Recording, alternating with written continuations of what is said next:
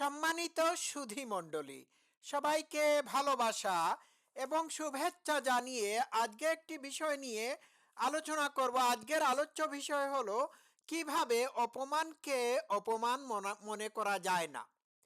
তো অপমান তো অপমানই। এখন অপমানকে কিভাবে অপমান মনে করা যাবে না, এম, এটি আমি আজকে ব্যাখ্যা বিশ্লেষণ করব। তো অপমানকে অপমান মনে না করার মতো কয়েকটি কৌশল আছে, যে কৌশলগুলো অ্যাপ্লাই করলে পরে আপনি কখনো আর অপমানিত বোধ করবেন না। প্রথমত, ইনসাল্ট বা ইনসল্ট এবং অ্যাঙ্গার হচ্ছে জাজমেন্ট এবং রিয়াকশনের ফল। It's not the action of insulter অথবা আদার পিপল। ঠিক আছে। এখন ইনসল্ট বা অপমানকে অপমানকে আপনি মনে করতে হবে যে এটি হচ্ছে আপনার জাজমেন্ট। কেউ আপনাকে কথার মাধ্যমে ইনসল্ট করলে বা অপমান করলে তার কথাকে আপনি যদি অপমান হিসাবে জাজ করে থাকেন, তাহলে এটি আপনার জাজমেন্ট। ঠিক আছে। আপনার ইন্টারপ্রিটেশনের কারণে কোনো কিছু অপমান আপনার কাছে মনে হতে পারে, আবার অপমান মনে নাও হতে পারে। তো it is down to your judgement. তো কেউ আপনাকে অপমানসূচক কথাবার্তা বলে থাকলে আপনি যদি এটিকে অপমান হিসাবে ইন্টারপ্রিট করে থাকেন, অর্থাৎ আপনি আপনার মন থেকে যদি এটিকে অপমান মনে করে থাকেন, তাহলে আপনি অপমানিত বোধ করবেন। এই অপমানিত বোধ করার পিছনে আপনার ইন্টারপ্রিটেশন বা জাজমেন্টটাই হচ্ছে আসল কারণ। ঠিক আছে, আমি বোধহয় বিষয়টা বুঝাতে পেরেছি। আচ্ছা, তো 2 নাম্বার হচ্ছে, কেউ যখন আপনাকে অপমান করে তখন আপনাকে কি করতে হবে? আপনাকে তার ভিতরে ঢুকতে হবে। Look in look inside insulters. আচ্ছা, সে আপনাকে, আপনি যদি তার মনের ভিতর ঢুকে যান, তাহলে আপনি মুহূর্তের মধ্যে বুঝতে পারবেন যে সে কেন আপনাকে অপমান করছে।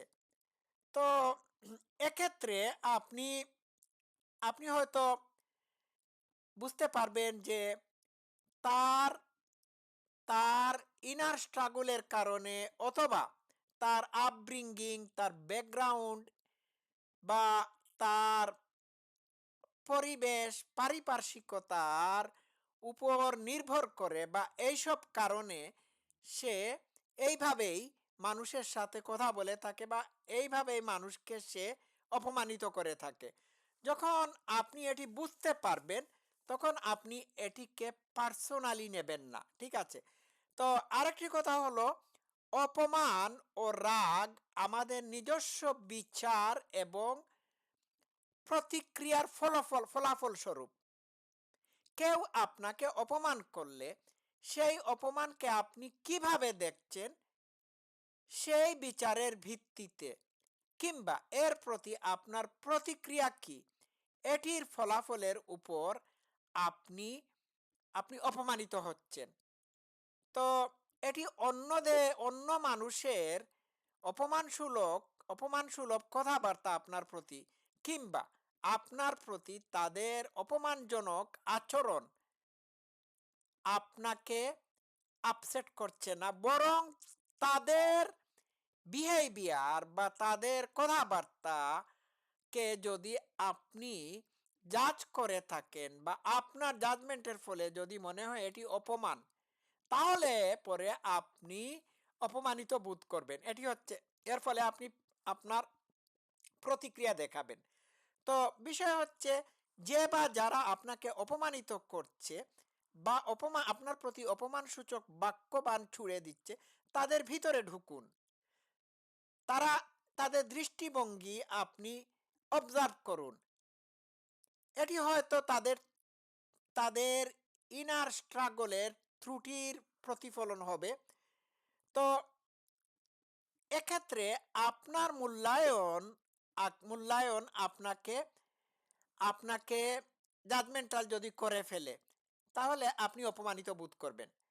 তো কেউ যদি আপনাকে অপমান করে থাকে, অপমানসূচক কথাবার্তা বলে থাকে, তাহলে এটি হতে পারে তার ইনসিকিউরিটি অথবা ইনার স্ট্রাগলের কারণে হতে পারে। ঠিক আছে? তো এই কারণে আপনি রাগ করার পরিবর্তে আপনি মানে ইনসাল্টারের বা অপমানকারীর প্রতি সহানুভূতি সম্পন্ন হয়ে যেতে পারেন। আপনি ভাবতে পারেন যে তার নিজস্ব সমস্যার কারণে সে এইভাবে এই কাজটি করছে। তো যখনই আপনাকে কেউ অপমান করবে, তখন আপনি কি করতে হবে? Focus on your own behaviour. কেউ আপনাকে অপমান করলে পরে আপনি আপনি এর জবাব দিতে গিয়ে আপনি প্রতিক্রিয়া না দেখিয়ে আপনার মোরালস, আপনার নৈতিকতাকে শক্তিশালী করার চেষ্টা করতে হবে। এটাই হচ্ছে আসল কথা। তো প্রত্যেকটা অপমানকে মনে করতে হবে যে একটি একটি অপরচুনিটি, কোনো কিছু শিকার জন্য এটি একটি সুবিধা। ঠিক আছে?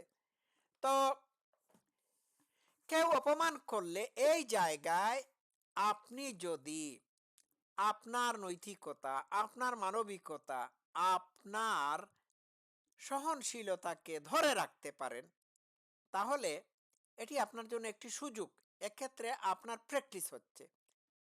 বিষয়টা বুঝতে পারছেন?